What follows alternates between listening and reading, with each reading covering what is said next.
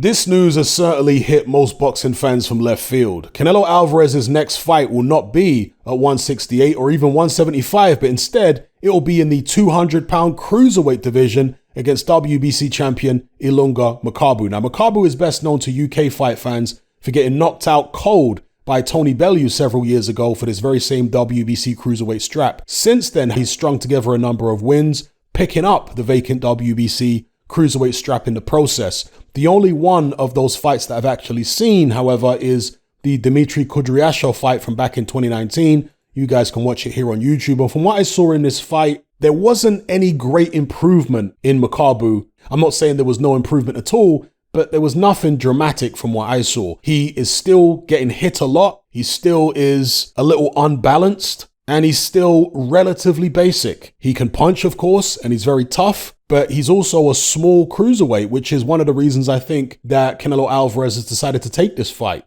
If you remember when Roy Jones Jr. moved up to heavyweight and took on John Ruiz, he said at the time that he wasn't interested in fighting a Lennox Lewis because that would be a step too far. But a small heavyweight like John Ruiz, he was willing to go in there and see what he could do. The same goes for Canelo Alvarez. He's not trying to get in there with Lawrence Okolie or Ameris Breedis. No, he's picking a small cruiserweight in Ilunga Makabu. And just to emphasize how small Ilunga Makabu actually is, he turned pro at light heavyweight. And as recently, for example, as 2018, he was 194. Prior to that, he'd weighed 193 against Tabisu Machunu. So this is a guy who regularly, even in his recent fights, look at this, 197, regularly weighs in several pounds under the cruiserweight limit. What does that mean? If you're weighing in several pounds under the cruiserweight limit, let's say 193, then you're not anywhere close to 200 pounds when you step in the ring, because there's no reason to dehydrate 7 pounds under the limit.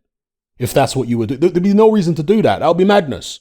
So you can only conclude that this is around the weight that he's actually stepping in the ring at, about 193, in his last fight. I'm not sure what it was against Duradola, but prior to that, 197. This is a small cruiserweight. He may have filled out over the years, as we see here on his record, but he's still small. He's not the size of a Breidis, a Lawrence Okolie, or even an Alexander Usyk.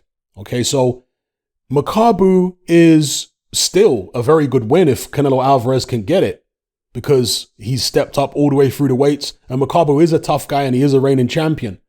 But he's not the best champion at cruiserweight. He is a small guy. He is relatively crude. It was amazing to me in the run-up to the Tony Bellew fight to see people in the comment section of my pre-fight videos who were absolutely incensed at the fact that I was giving Tony Bellew a good chance of winning the fight. I saw it as a 50-50, and I thought it was anyone's fight to win. And there were people saying, you don't know what you're talking about. Makabu's levels above Tony Bellew. Bellew got knocked out at light heavyweight by a blown-up super middleweight in Adonis Stevenson. Makabu's like a much bigger, stronger version of Stevenson. And I was like, I don't know what you guys are looking at. Makabu got lit up like a Christmas tree in the Machunu fight. I mean, he was getting hit with everything but the kitchen sink from the very first round. And it's disturbing when you see a fighter fight at the highest level and he's getting hit with loads of clean headshots straight away. That is somebody that is seriously defensively challenged. And again, you can see the Tabisu Machunu fight here. So I don't see this boxing skill that some other people saw. And of course, after the Bellew fight, when Bellew knocked him out in 3 rounds, these people who are having a go at me in the pre-fight videos, in the comment sections, they completely disappeared. Nowhere to be seen. Some of these guys deleted their entire YouTube channels. But they were so adamant that Makabu was this skillful, slick southpaw who's going to do this and that. I didn't see it. I'd seen the Machunu fight, and yeah, there wasn't much there by way of boxing skill. Plenty by way of heart, punching power, toughness, but boxing skill, no. And one of the things I noticed about Makabu as well, if you look at the Dmitry Kudryashov fight, he seems to have some type of disconnect between what his hands are doing and what his feet are doing. there's like this slight lack of coordination. And I've noticed it's become worse over the years. And this is something you see generally with fighters who have taken a lot of punishment throughout their careers, as Makabu has. So I'm not saying he's totally over the hill and shot worn and finished, no, but he's definitely got miles on the clock. And that balance, I don't know, he looks a little awkward at times. And I know some people are going to say, well, awkward can be good, right? But no, this isn't awkward in a difficult to hit kind of way. This is awkward in a struggling with his coordination kind of way.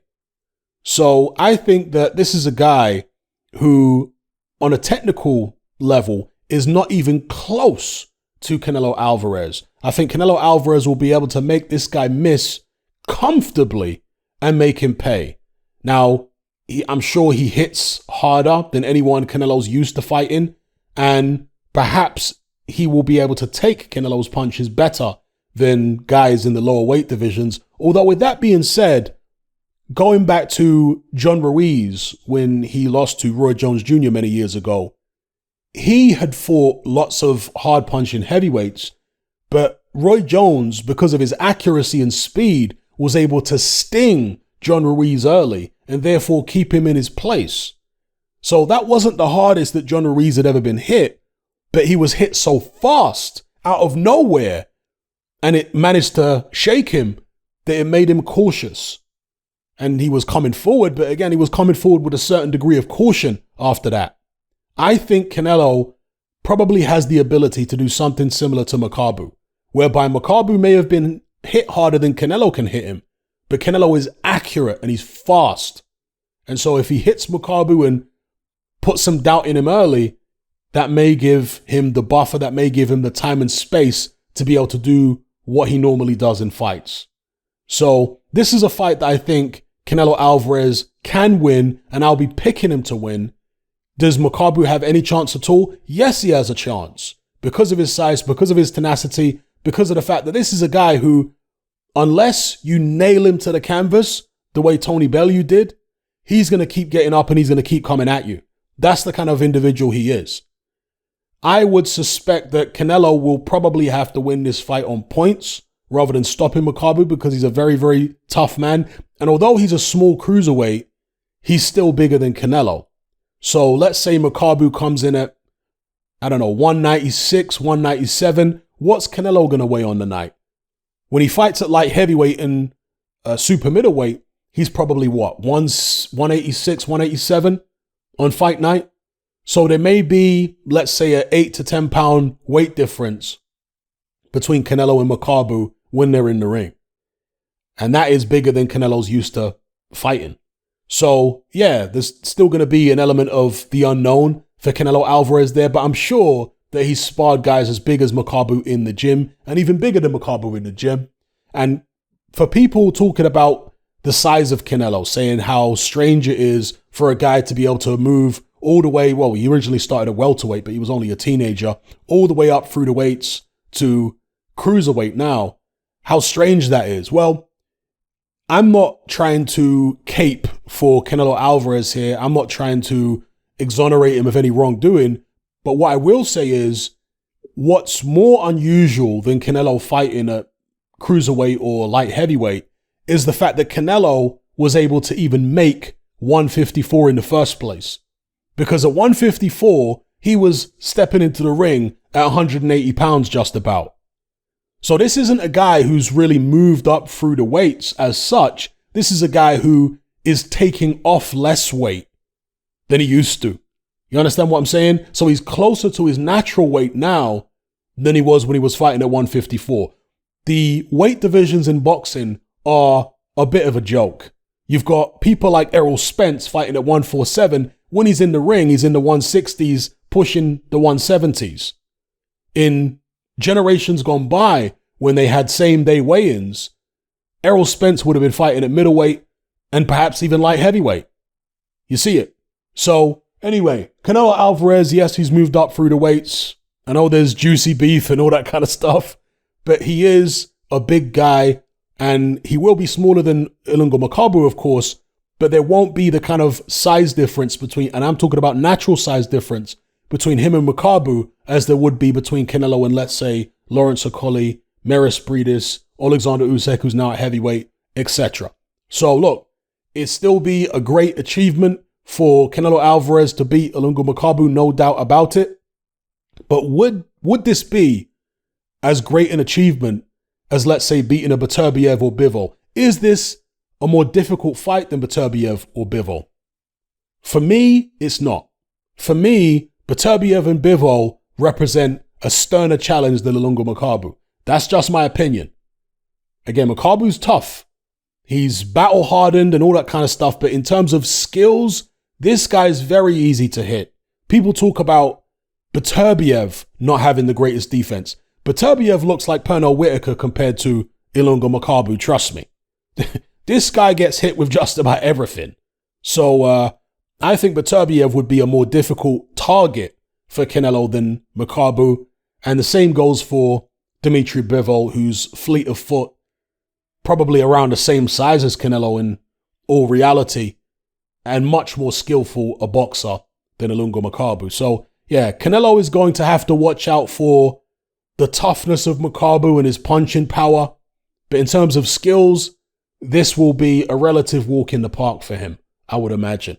Let me know what you guys think in the comments below about this. I don't know if this fight is definitely going to happen, if it's 100% set in stone, but they're certainly talking about the fight.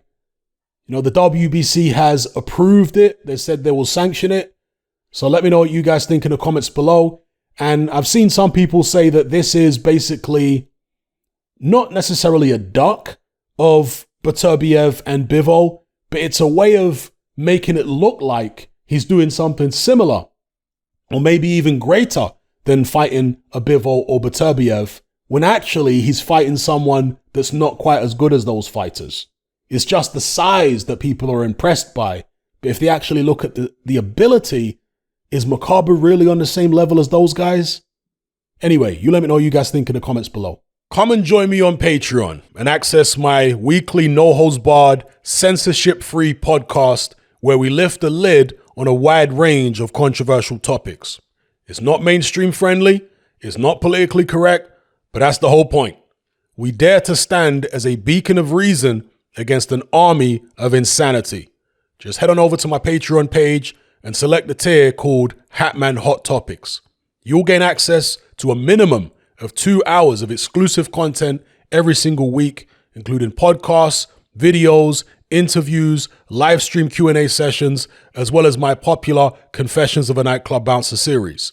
Not to mention a vast back catalog of hundreds of hours of previous episodes. You can listen via the Patreon app with the option to download in high quality MP3. We've also got a Discord server where you can come and chat and hang out with myself and other members. There's no contract, no commitment, and you can cancel at any time. So come and join our community of free and critical thinkers by signing up with me here on Patreon today.